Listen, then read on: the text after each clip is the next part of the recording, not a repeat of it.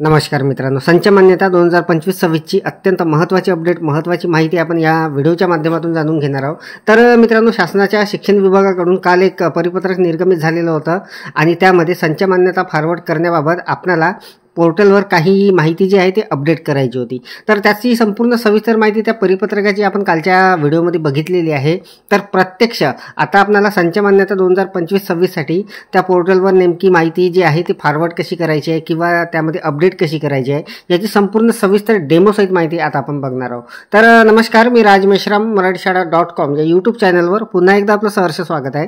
मित्रांनो, संच मान्यता 2025-26 ची अत्यंत महत्त्वाची अपडेट, महत्त्वाची माहिती होणार आहे। 31 ऑक्टोबर 2025 च्या परिपत्रकानुसार पोर्टलवर माहिती अपडेट कशी करायची, मोबाईलच्या सहाय्याने अगदी सहजपणे आपण ते करून घेणार आहोत। स्टेप बाय स्टेप माहिती मी देणार आहे। अत्यंत महत्त्वाचा व्हिडिओ होणार आहे, त्यामुळे व्हिडिओला स्किप न करता पूर्ण बघा। चॅनलवर जर नवीन असाल तर चॅनलला सबस्क्राइब करायला विसरू नका आणि व्हिडिओ जर आवडला तर व्हिडिओला लाईक व शेअर करा।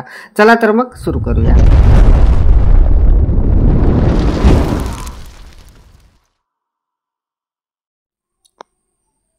तर मित्रांनो बघा, मोबाईलच्या क्रोम ब्राउझरमध्ये आपल्याला educationmaharashtra.government.in ही जी साईट आहे ही सर्च करून घ्यायची आहे।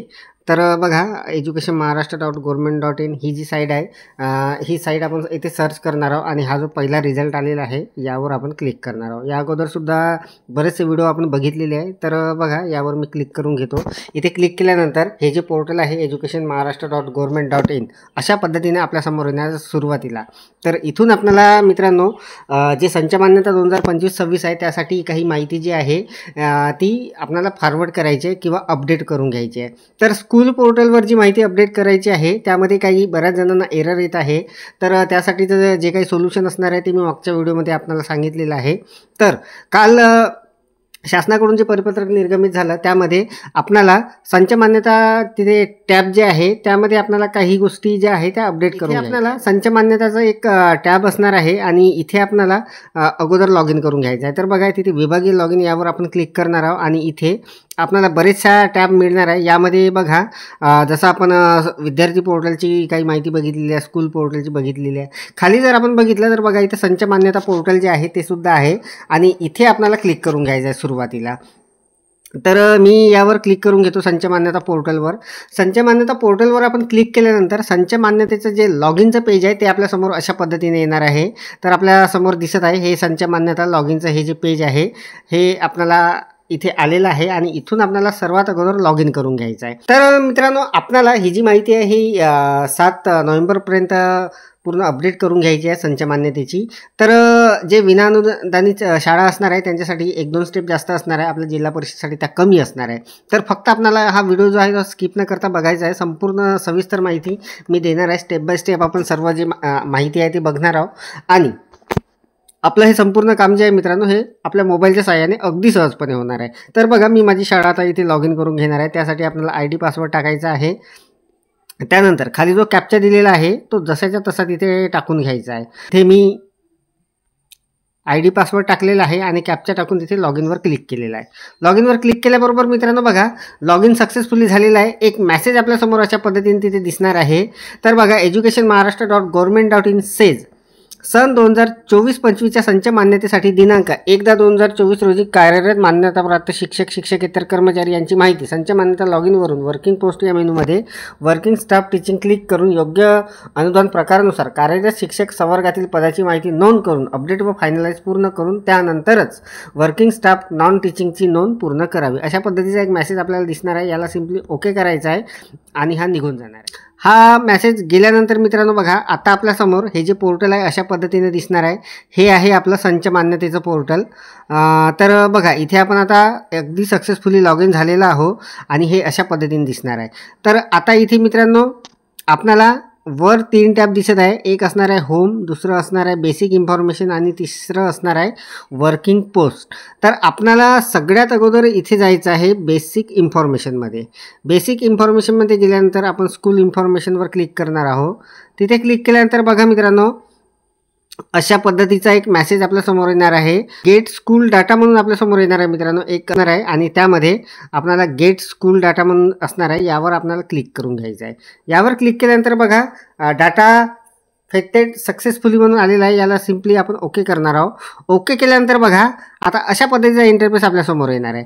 तर बघा बेसिक स्कूल इन्फॉर्मेशन असणार आहे, ही आपल्या शाळेची सामान्य माहिती असणार आहे. यामध्ये आपल्या शाळेचा कोड वगैरे असणार आहे, शाळेचं नाव, जिल्हा, तालुका, केंद्र वगैरे सर्व इथे आपल्याला दिसणार आहे. ते आपल्याला सिम्पली चेक करायचं आहे. बघा इथे आपण आल्यानंतर आपल्या समोर शाळेची जी ही माहिती आलेली आहे, तर ही आपल्याला चेक करून घ्यायची आहे. इथे बघा वर काही माहिती दिलेली आहे, टिप दिलेली आहे. If the information is correct please proceed to working tab and finalize. After that it will be considered that both school and working information are verified by you. If this information is incorrect, please contact the portal. तर मित्रांनो बघा, जर ही माहिती बरोबर असेल तर आपल्याला सरळ वर्किंग पोस्टमध्ये जाऊन समोरची माहिती भरायची आहे आणि बहुतेक ही माहिती आपली सर्व बरोबर असणार आहे. जर ही माहिती काही जर चुकीची असेल तर आपल्याला स्कूल पोर्टलवरून हे सर्व जी माहिती आहे ही करेक्ट करून घ्यायची आहे अगोदर.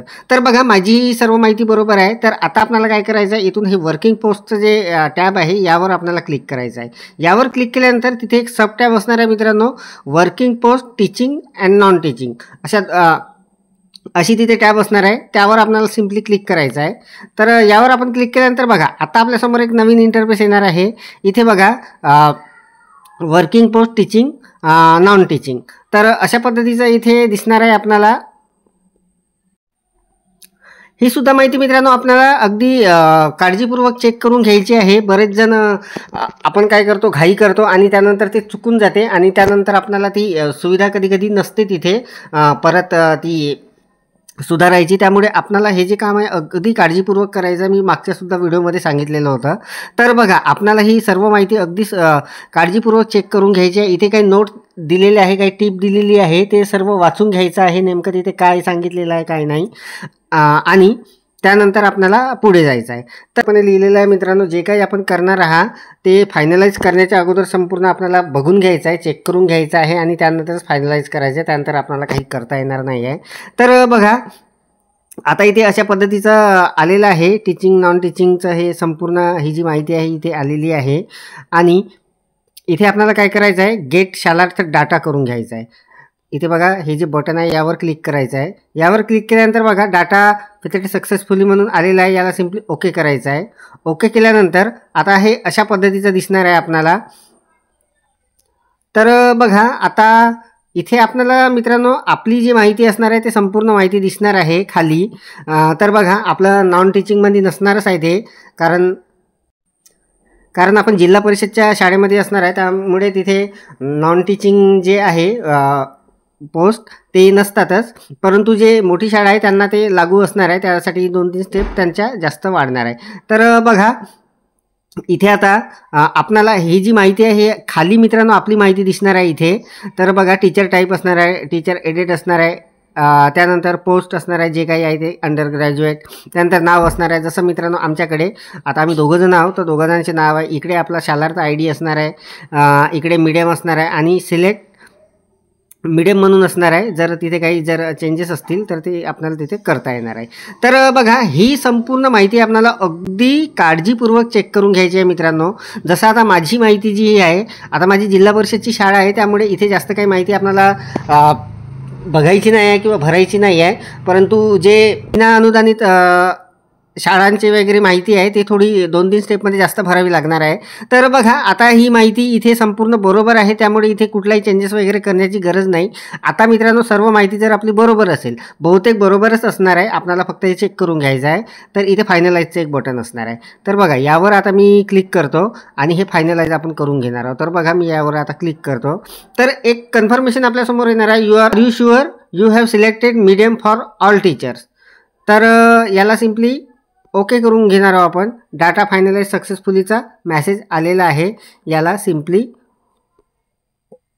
ओके करून घ्यायचं आहे. ओके केल्यानंतर आता बघा इथे आपल्याला वर जे आहे इथे डाटा इज फायनलाइज म्हणून आलेला आहे, म्हणजे आपलं इथचं काम मित्रांनो झालेलं आहे. डाटा आपला इथचा फायनलाइज झालेला आहे, याचा आपण स्क्रीनशॉट काढून ठेवू शकतो. तर अगदी सहजपणे मित्रांनो आपल्याला जे संच मान्यता पोर्टल आहे त्यावर जाऊन आपली जे टीचिंग नॉन टीचिंगची जी माहिती आहे ती माहिती आपल्याला कशा पद्धतीने चेक करायची आहे, कशा पद्धतीने फॉरवर्ड करायची आहे आणि कशा पद्धतीने फायनलाइज करायची आहे याची संपूर्ण सविस्तर माहिती डेमोसहित आपण बघितलेली आहे. आता स्कूल पोर्टलवर जी काय माहिती आपल्याला भरायची आहे ती माहिती भरताना बऱ्याच बांधवांना आपल्या अडचणी येत आहे. माझ्या शाळेचा सुद्धा प्रॉब्लेम आहे. तर त्याविषयी मी त्यावर उपाय काय आहे ते सुद्धा आपल्याला मागच्या व्हिडिओमध्ये सांगितलेलं आहे. तर BO लॉग इनवरून जेव्हा आपलं ते अपडेशन होणार आहे तेव्हा ते आपलं काम पूर्ण तिथे होणार आहे. बऱ्याच शाळांचा प्रॉब्लेम आहे मित्रांनो, त्यामुळे घाबरून जायचं काहीच कारण नाही आहे. तर सोमवारी तो नवीन व्हिडिओ येणार आहे, त्यामध्ये नेमका आपल्याला कशा पद्धतीने भरायचं आहे. तर सध्या तरी आपल्याला या पोर्टलवर संच मान्यता पोर्टल जे आहे सरळचं, त्यामध्ये आपल्याला टीचिंग आणि नॉन टीचिंगची जी माहिती आहे ती माहिती आपल्याला कशा पद्धतीने भरायची आहे, कशा पद्धतीने चेक करायची आणि फायनलाइज कशी करायची याचा डेमो आपण बघितलेला आहे. तर अत्यंत महत्त्वाची अपडेट, महत्त्वाची माहिती आपण जाणून घेतली. अपेक्षा आहे आपल्याला ही माहिती समजलेली असेल, व्हिडिओ आवडलेला असेल. व्हिडिओ जर आवडलेला असेल तर व्हिडिओला लाईक करा, शेअर करा आणि माझ्या मराठीशाळा.com या यूट्यूब चॅनलवर जर नवीन असाल तर चॅनलला सबस्क्राईब करायला विसरू नका. पुन्हा व्हिडिओ असेल एका नवीन माहितीसह, नवीन अपडेटसह. तोपर्यंत धन्यवाद.